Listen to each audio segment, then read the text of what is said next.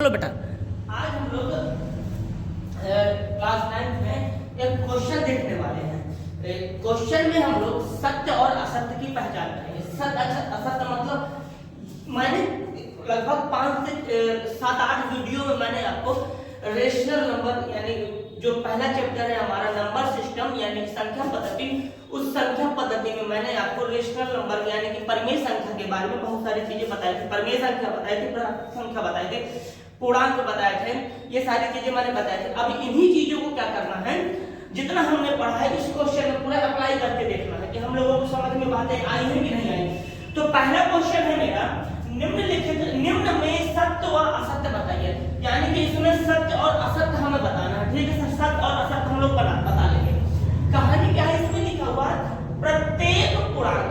देखो प्रत्येक मतलब होता है हर एक, प्रत्येक पूर्णांक मतलब हर एक पूर्णांक। जैसे मैं कह दूं कि क्लास का हर एक बच्चा खड़ा हो जाए, तो क्या केवल एक बच्चा खड़ा होगा कि हर एक बच्चा यानी कि सारे बच्चे खड़े होंगे। चाहे मैं कह दूं कि सभी बच्चे खड़े हो जाए, या फिर मैं ये कह सकता हूं कि क्लास का हर एक बच्चा, प्रत्येक बच्चा खड़ा होगा, तो सारे बच्चे ही तो खड़े होंगे। यानी कि यहाँ पे जो नंबर यहाँ पे जो लिखा हुआ है प्रत्येक पूर्ण संख्या, जैसे ही मैंने यहाँ पे पढ़ा कि यहाँ पे प्रत्येक पूर्ण संख्या इस पर बात करते हैं हम लोग, पूर्ण संख्या। तो हमें पहले पूर्ण संख्या लिखा है, तो पूर्ण संख्या के बारे में जानकारी मैंने ठीक ठाक आपको समझा दिया था। जिसने नहीं देखा है वो नीचे चला जाए, वहां पे उसको वीडियो मिल जाएगा। ठीक है, और अगर लगे कि इसको शेयर करना है तो किसी के साथ शेयर कर दीजिए, कोई वो नहीं है कि आपको करना ही है, कर दोगे तो अच्छी बात है। ठीक है, आगे देखो, प्रत्येक पूर्ण संख्या प्राकृतिक संख्या होती है। जितनी भी पूर्ण संख्या है, पूर्ण संख्या सर, पूर्ण संख्या क्या होती है मैंने आपको बताया है, अगर आपने नहीं देखा तो आप जाके देखिए। जितनी भी पूर्ण संख्याएं हैं वो प्राकृतिक संख्या यानी कि जितनी भी पूर्ण संख्याएं हैं, जैसे मैं कह दूं एक एग्जांपल, जितनी भी लड़कियां हैं वो स्टूडेंट हैं, विद्यार्थी हैं। यानी कि इसका मतलब ये होगा कि इस संसार में जितनी भी लड़कियां हैं वो सभी क्या है बेटा, स्टूडेंट हैं, विद्यार्थी हैं। उसी तरीके से ये भी कह रहा है कि प्रत्येक पूर्ण संख्या यानी कि इस संसार में जितनी भी पूर्ण संख्याएं हैं वो सारी की सारी क्या है, प्राकृतिक संख्याएं हैं। क्या ये बात सही है कि गलत है? देखो सबसे पहले हम लोग लिख लेते हैं पूर्ण संख्या। पूर्ण संख्या क्या होती है बेटा, इसको हम लोग पूर्ण संख्या को अंग्रेजी में बोलते हैं होल नंबर। तो मैंने यहाँ W से बताया था कि इसको W से प्रदर्शित करते हैं। तो अगर अभी हम लोग देखें तो पूर्ण संख्या बेटा शुरू होती है 0 से, 0, 1, 2, 3, 4, 5 और ऐसे ये अनंत तक चली जाएगी। कहां तक जाएगी? अनंत तक चली जाएगी। इसके बाद की कहानी क्या होगी बेटा, ये तो हमको समझ में आ गया कि पूर्ण संख्या क्या है, 0 है, 1 है, 2 है, 3 है, 4 है। अच्छा बेटा, ये सारी की सारी पूर्ण संख्या है और यहाँ पे लिखा प्राकृतिक संख्या है। तो जरा हम लोग प्राकृतिक संख्याओं की भी बात कर लेते हैं। तो प्राकृतिक संख्या को हम लोग इंग्लिश में बोलते हैं नेचुरल नंबर। तो नेचुरल नंबर को हम लोग n से प्रदर्शित करते हैं।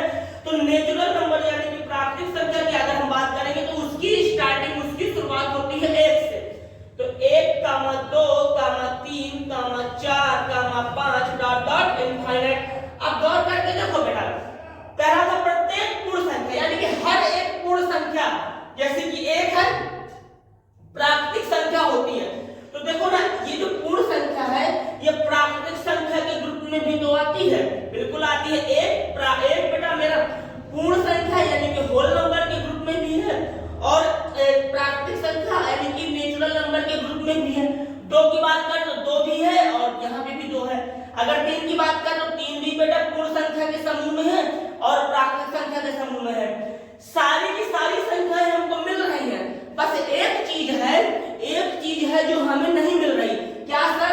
अगर हम यहाँ देखें वो चीज वो है हमारा 0, यानी कि 0 जो है पूर्ण संख्या तो है पर प्राकृतिक संख्या नहीं है।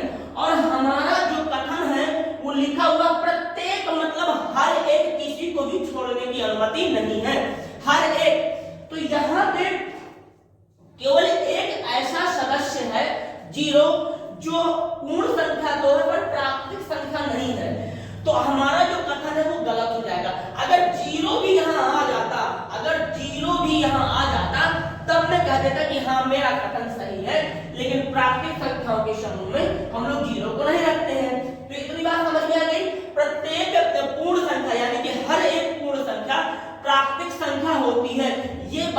सही नहीं है, क्योंकि यहाँ पे 0 है, तो इसलिए मैं इसको क्या बोलूंगा, असत्य, यानी कि असत्य। बोलो बेटा, इतनी बातें समझ में आ रही हैं, कोई दिक्कत है? चलो आगे बढ़ते हैं। इसके बाद बात करते हैं हम लोग सेकंड की। इसमें लिखा है प्रत्येक पूर्णांक। प्रत्येक पूर्णांक, सर पूर्णांक क्या होते हैं? पीछे जाइए, देख के आइए, ऑटोमेटिक आपको समझ में आएगा। पूर्णांक क्या होते हैं बेटा? तो मैंने आपको बताया है पीछे की क्लास में कि जैसे हम लोगों ने इसको भी पूर्ण संख्या देखा था, होल नंबर देखा था, तो यहाँ पे होल नंबर स्टार्ट होता है 0, 1, 2, 3, 4, ऐसे इनफाइनाइट। बोलो बेटा, 0, 1, 2, 3, 4, 5, 6, 7, 8, इनफाइनाइट। यही चीज पीछे भी जाती है, -1, -2, -3, डॉट डॉट इनफाइनाइट। बट ये -3 के बाद रुक नहीं जाता है, ये इसी तरीके से आगे बढ़ता चला जाता है। और यहाँ पे आगे भी इनफाइनाइट है, यहाँ पे भी आगे भी इनफाइनाइट है। इनफाइनाइट का मतलब होता है अनंत, यानी कि ये रुका नहीं, अभी आगे 4 के बाद 5 आएगा, 5 के बाद 6 आएगा, 6 के बाद 7 आएगा, 7 के बाद 8 आएगा। इतनी सी बातें समझ में आ गई हैं? ठीक है सर। तो इसमें बोला प्रत्येक पूर्णांक, यानी कि इस दुनिया में जितने भी पूर्णांक, सर कितने पूर्णांक अभी भी तो बताए कि इनफाइनाइट, इसका कोई अंत नहीं है। तो प्रत्येक पूर्णांक, जो पूर्णांक है हमारा, वो क्या है? परिमेय संख्या है। सर परिमेय संख्या क्या है? पीछे जाइए, देखते आइए, परिमेय संख्या भी मैंने पढ़ा रखा है। तो प्रत्येक पूर्णांक यानी कि जो भी पूर्णांक है वो सारे के सारे क्या है? परिमेय संख्या। पहले हमें परिमेय संख्या क्लियर होनी चाहिए। तो परिमेय संख्या की परिभाषा क्या कहती है कि ऐसी संख्या जिसको हम p बटे q के रूप में लिख सके, उसे हम परिमेय संख्या कहते हैं। जहां पर p और q क्या है? हमारे पूर्णांक होने चाहिए, यानी कि इनमें से 1 हो सकता है, 2 हो सकता है, 3 हो सकता है, 4 हो सकता है, -1, -2, -3, कुछ भी हो सकता है इन पूर्णांकों में से। बात समझ में आ गई? और q की वैल्यू कभी भी 0 नहीं रखेंगे। अब देखो ध्यान से समझना। तो अगर मैं थोड़ा सा यहीं पर लिख के बता देता हूँ, जैसे मैंने एक पूर्णांक ले लिया यहाँ पे, चलो 4 ले लिया, 4 ले लेते हैं, तो 4 लिखा। अब कह रहा है प्रत्येक पूर्णांक परिमेय संख्या है। सोचो 4 क्या एक परिमेय संख्या है? सोचने वाली बात है। 4 क्या परिमेय संख्या हो सकती है? सोचो, थोड़ा सा टाइम दिया मैंने। 4 क्या परिमेय संख्या है? सोच के बताइए।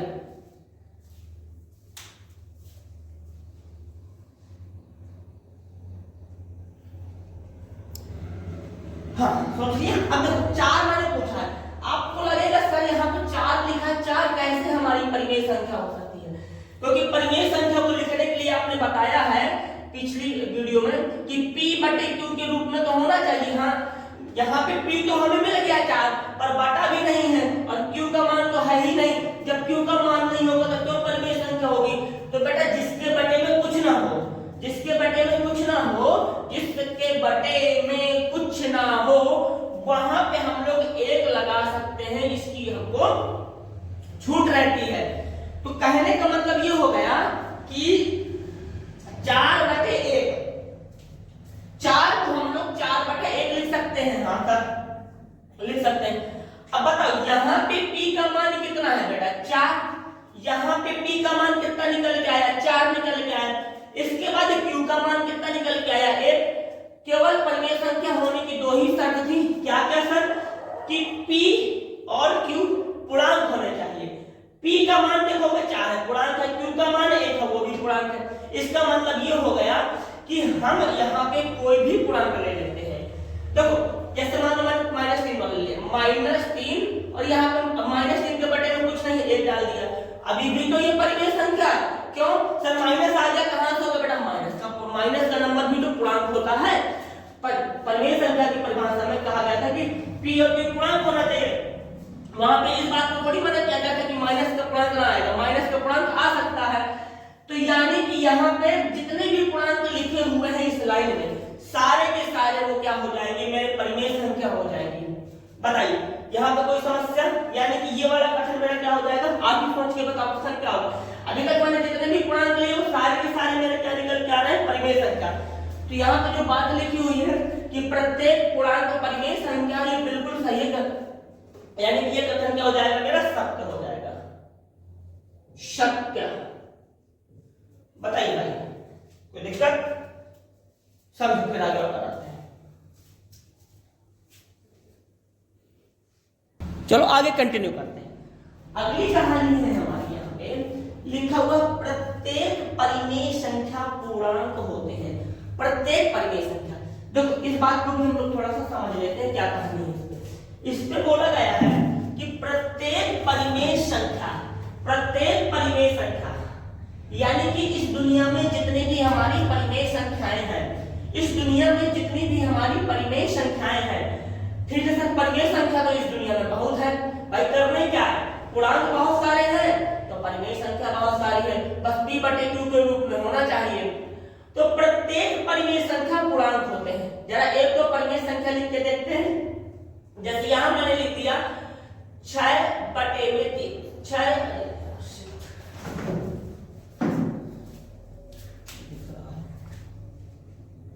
तो लाइट चली गई थी, थोड़ा इसको समझते हैं। देखो इस पे क्या बात है, ये तीसरे नंबर में इसमें लिखा है प्रत्येक परिमेय संख्या पूर्णांक होते हैं। प्रत्येक परिमेय संख्या पूर्णांक होते हैं, ठीक है सर, समझ गए। ये अपरिमेय संख्या भी मैं हटा देता हूं, इसको बाद में पढ़ाएंगे, ठीक है। अभी इस पर फोकस करते हैं।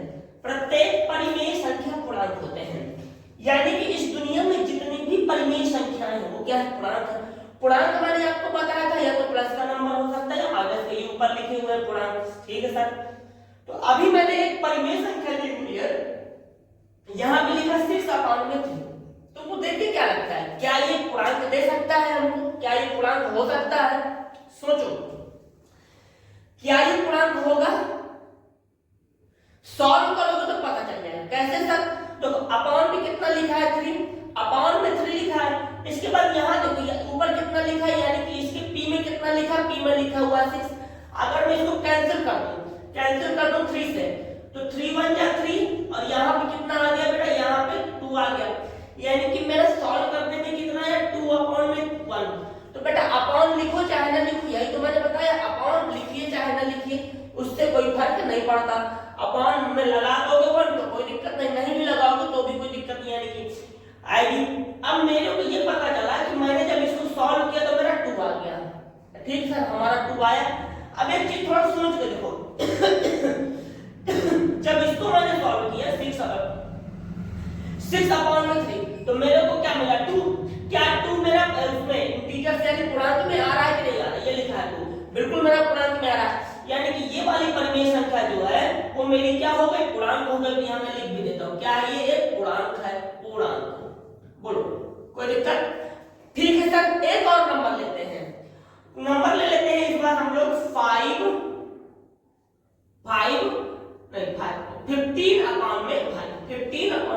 सोचो इसको कैंसिल कर दिया जाए, 5 से कर देते हैं, 5 1 जा 5 और 5 3 जा, तो बेटा यहाँ 1 लिखो चाहे ना लिखो, तो यहाँ पर मुझे कितना मिला 3। ये भी तो पूर्णांक है, हाँ ये भी पूर्णांक है। क्या सर ये हमेशा ऐसा होगा, नहीं हमेशा नहीं होगा, कुछ केसेस में ऐसा पॉसिबल होगा कि हमें पूर्णांक मिल जाएगा। लेकिन समस्या ये है कि यहाँ पे बोला प्रत्येक का मतलब हर एक। अगर ये बात हर एक में सही है, सभी में सही है, तब तो मैं कह दूंगा, अगर नहीं सही तो मैं नहीं कहूंगा। अब देखिए जैसे यहाँ पे ना, अगर अब मैंने यहाँ पे ले लिया इस तरीके से 5/10, हाँ सर 5/10 ले लिया। जब 5/10 ले लिया, इसी को मैंने 5/10, तो अब अगर मैं इसको कैंसिल करूंगा, अगर इसको कैंसिल किया जाए, कैंसिल करते हैं तो 5 1 जा 5, हाँ 5 1 जा 5, 5 2 जा 10, यानी कि मेरा क्या आ गया 1/2। कुछ बच्चे कहेंगे सर जी 1 लिखो चाहे ना लिखो, मैं एक पूछा मारूंगा 1 तब लिखा, 1 अगर ये अपॉन में होता, बटे में होता तो छोड़ देते, अगर ऊपर है तो नहीं छोड़ा जाता।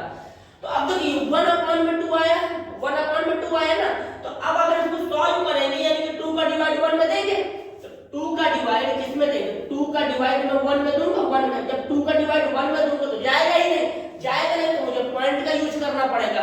जब मैं पॉइंट का यूज करूंगा तो पॉइंट लगाऊंगा यहाँ पे 0, आंसर तो मेरा पॉइंट में आ जाएगा, और परिमेय संख्या का आंसर पॉइंट में आ गया। आया पॉइंट में कि नहीं आया, आंसर मेरा पॉइंट में आ गया। तो अब देखो पूर्णांक में कोई भी नंबर पॉइंट में है क्या, पूर्णांक यानी इंटीजर्स में क्या कोई भी नंबर मेरा पॉइंट में है, नहीं। मैंने ही माना किया है कि पॉइंट वाले नंबर को हम लोग क्या पूर्णांक में नहीं लेंगे, इंटीजर्स में नहीं लेंगे। तो फिर इसको मैं कैसे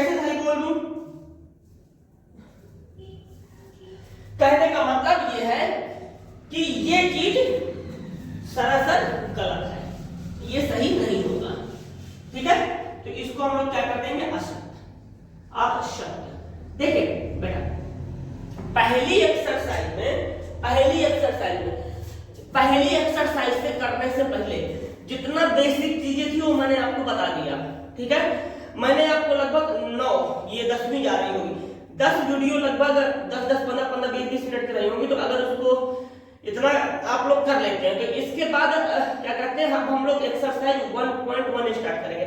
ये किस बुक से होगा, देखो बुक मेन हम लोग फोकस रखेंगे एनसीईआरटी पे, और अकॉर्डिंग टू एनसीईआरटी, जब एनसीईआरटी हम लगभग किसी भी चैप्टर की फिनिश कर लेंगे, इसके बाद अगर मुझको लगेगा कि मुझे किसी बुक का और करवाना होगा तो फिर मैं करवा दूं, वरना ये इनफ है। ठीक है, तो अगर मर्जी है साथ में जुड़िए। ठीक।